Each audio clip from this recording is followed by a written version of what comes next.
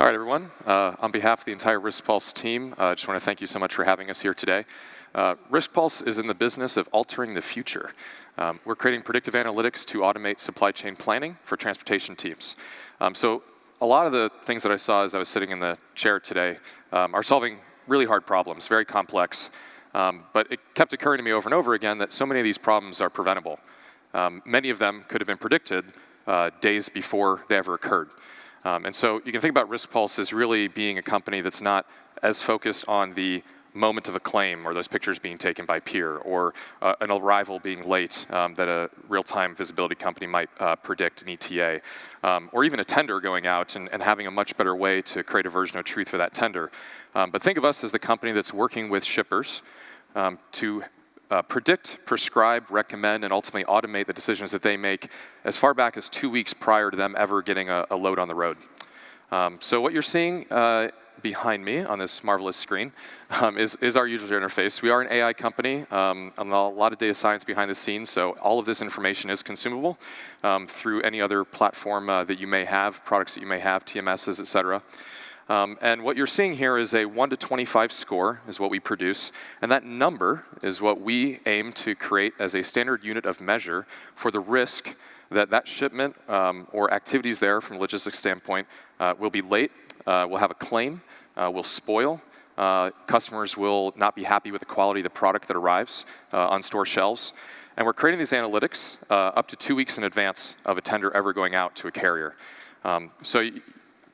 What's the use of that data, you might ask? What difference does it make? I'm going to walk you through a couple examples. Think about this from the standpoint of a manufacturer, maybe a CPG manufacturer with operations in Chicago. And what I can do is I can look and see that in Chicago there's a 16 Riskpulse score in Chicago currently.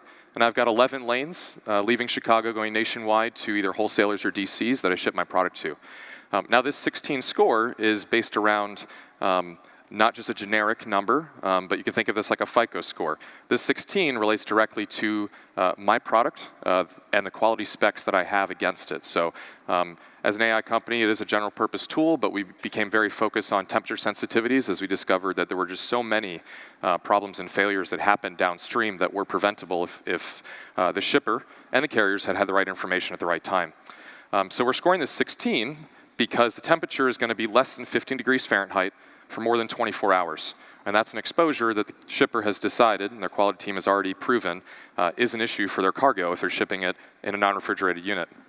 So we can see that score, and we can see that it's going to be active for 9 days. And so I'm going to have additional challenges at an intermodal ramp where maybe product has to stay over the weekend, or if there's a long dwell time somewhere, my product's going to sit there and have to be unloaded.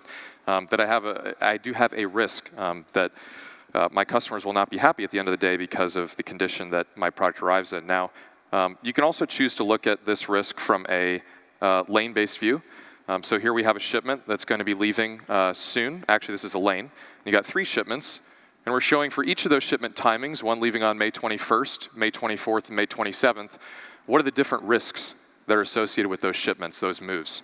And the way this works is we're simulating that shipment, leaving at a certain time, driving down the road, looking at forecasted conditions for every 10 miles along the way, and then integrating that back into that risk profile I mentioned that's customer specific, and calculating is that a significant risk for them or not. And so this example, you can see where there's cold weather, not surprisingly, in the Chicagoland area, possibly also some delays. And then heading into Atlanta, we have one of those infamous, rare, but increasingly frequent snowstorm events that might turn Atlanta into a parking lot. So I can look at this and I can decide, do I want to change what I'm about to do? There's also a shipment live tracking version of this that you could take into account. So now you can see how the risk changed. The risk in Chicago is not there because I already headed out before that cold weather hit. There's a current estimated location of the vehicle, and you can see I'm still going to run into that storm there in the Atlanta area, but I'm headed all the way down to Miami. When I head down to Miami, I also notice because Riskpulse we have our background in agricultural commodities trading, as well as energy trading, our deep understanding of how markets and seasons work allows us to flag that its peak produce season is the 25th through 31st of May this year.